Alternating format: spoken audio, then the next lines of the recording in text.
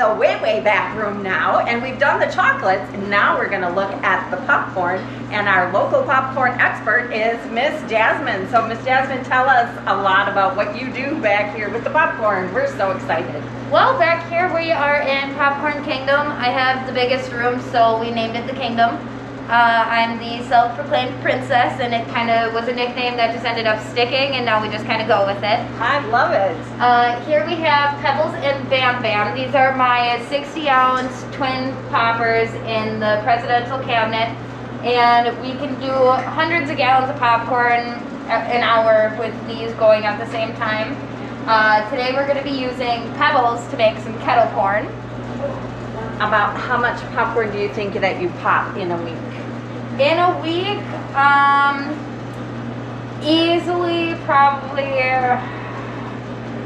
we make about 20 gallons at a time with the caramel corn. I make between 15 and 20 gallons with the cheesy. So, I mean, those two are our biggest sellers, so we easily do at least 50 gallons a week between all of them.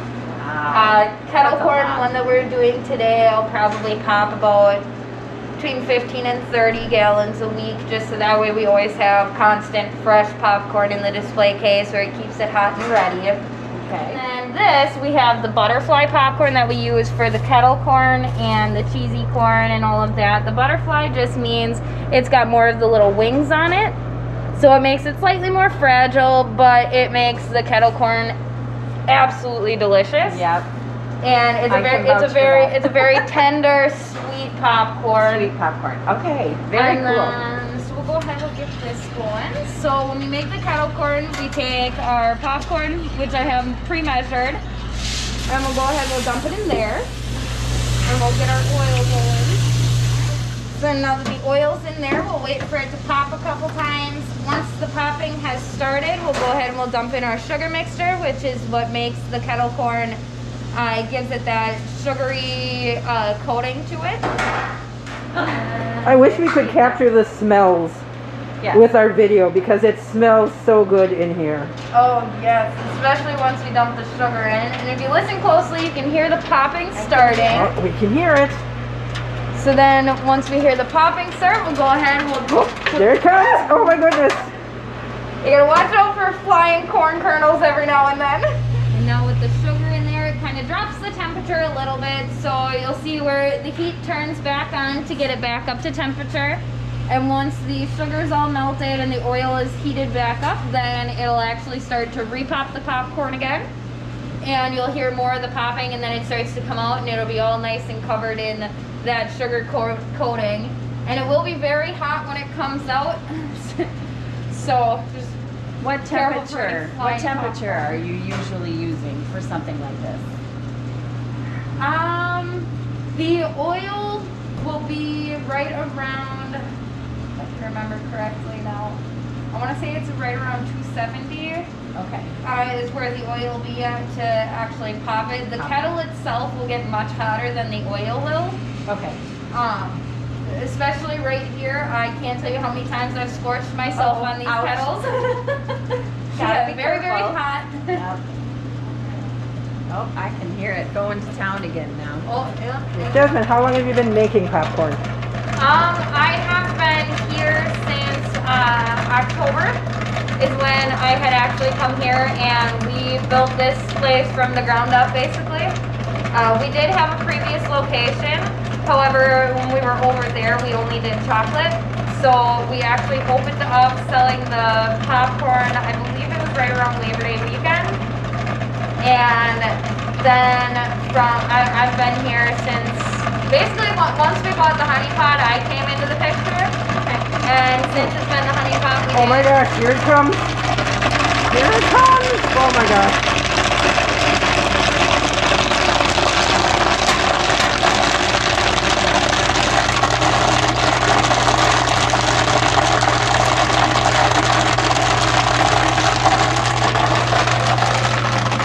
It's like a popcorn waterfall.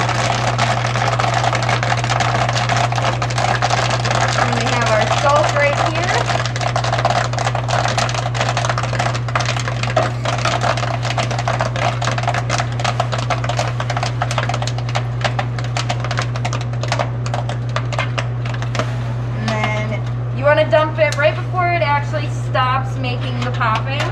just because with the sugar added in, it does get very easily burnt.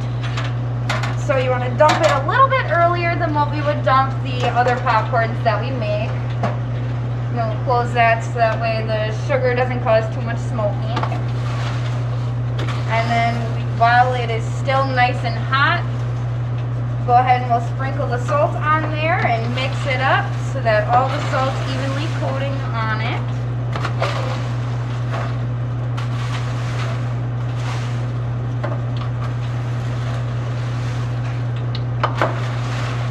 You want to make sure that you keep mixing it until it's cooled. Otherwise, with all the sugar on there, it can turn into a big old ball of popcorn. We don't want that. Oh, smells so good. Now all of our salt's in there. We'll have to do one more good mix. And while we're mixing it, we'll kind of do a bit of a spinning motion with it, because that way along the bottom we'll have some kernels and the unpopped pieces and little old maids. We don't want none of that to get into the popcorn that we're serving everyone. So all of the holes that are in the bottom here on each side kind of sifts out any of the little debris that we don't want in the popcorn. So we kind of just do a spinning motion to help with all of that. And then we'll go ahead and we have our nice little chute here, which allows us to very easily and quickly just kind of scoop all of our popcorn right out of the machine here.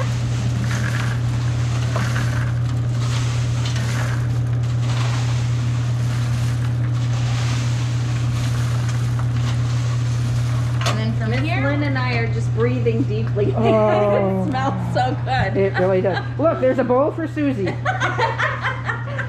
and then we go over here, and I always make sure that we label and date what's going into the bags so that way there's no confusion. That way we're only serving the freshest popcorn. And then we go ahead, we dump it in the bag.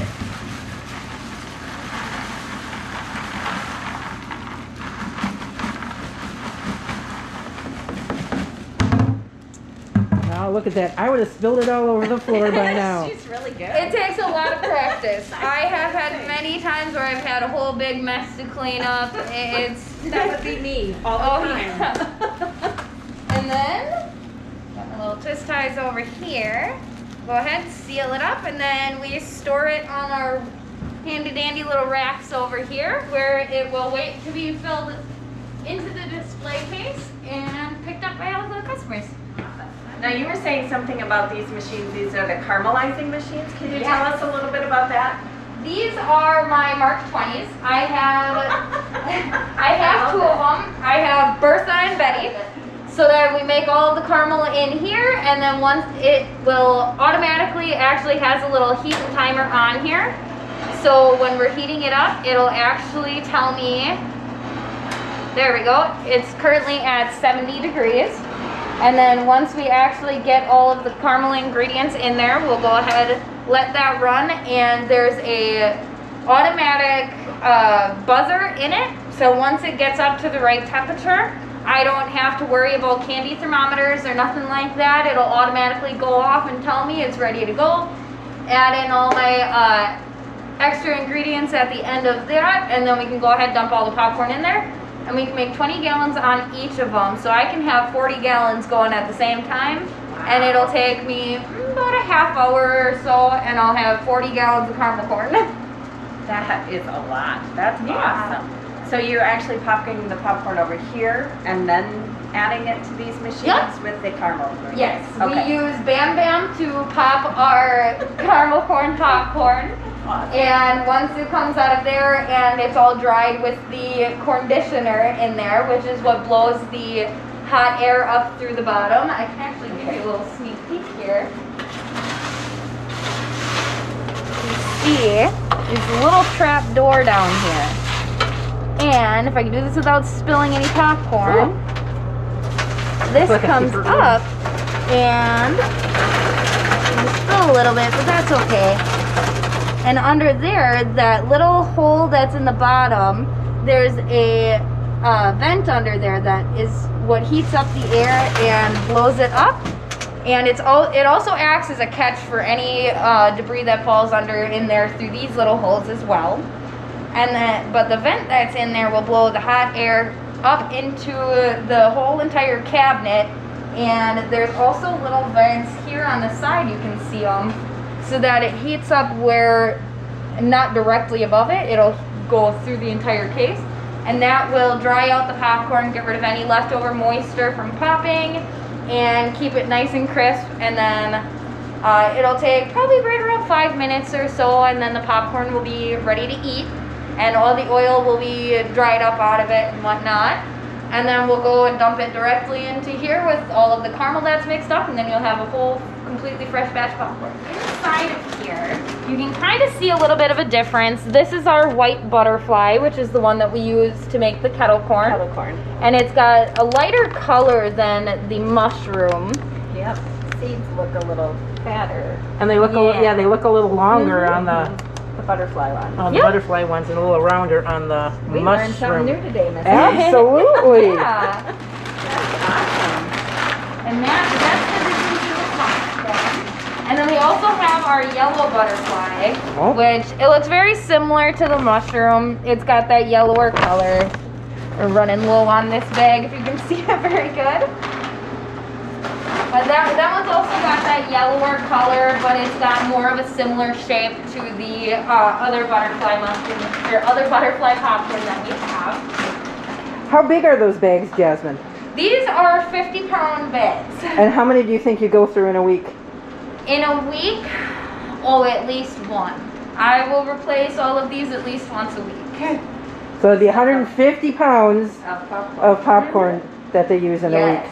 Jasmine, when you add like the other flavors, like the taco or the whatever other specialty flavors you're doing, do you do that right in this machine as well, or is that a different? Nope, the only flavor that we actually make in the popper would be the kettle corn. Everything else that goes in is just the, like the buttery theater where it's got the salt added on and all of that. We can add the salt in here. But like the cheesy and our truffle flavor that we have, that all gets done in Sir Mix-a-Lot. I love that. And this is the one where we have a little heating bulb down there, which will actually keep the pot from getting too cold and making all of the cheese solidify before it can get all over the popcorn. Okay. So that'll keep the pot itself warm. And then this is where we spin it. And we can put about 8 gallons of popcorn in here at a time before it starts spraying out at you. It makes a big mess. Do not recommend. No. So we max it out at 8 gallons, and we'll put the 8 gallons in, and then with the truffle, we'll go ahead, we'll mix everything up ahead of time, or the cheesy, and then we have videos of both of them getting made on Facebook as well. Okay. We'll just go ahead, we dump the cheese over the popcorn and let it tumble and spin, and then we have a powder that we put on the top to give it that extra kick and that extra little bit of cheese flavor on it, and gives you more of the cheesy fingers. So My favorite. We make all of that in here. And then that's how Thank you so much, Jasmine. This has been absolutely wonderful. You've been a great host back here. We love all the names of your machines. So Princess Jasmine, our hats off to you.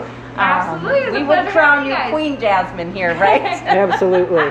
Thank you so much for being with us today and sharing what you do here. I think our students and our friends and family back home are going to just love seeing all the things that you do with this, and I'm sure we're going to have lots of visitors to your kingdom now to share in that. So thank you so much for being with us today. Thank you.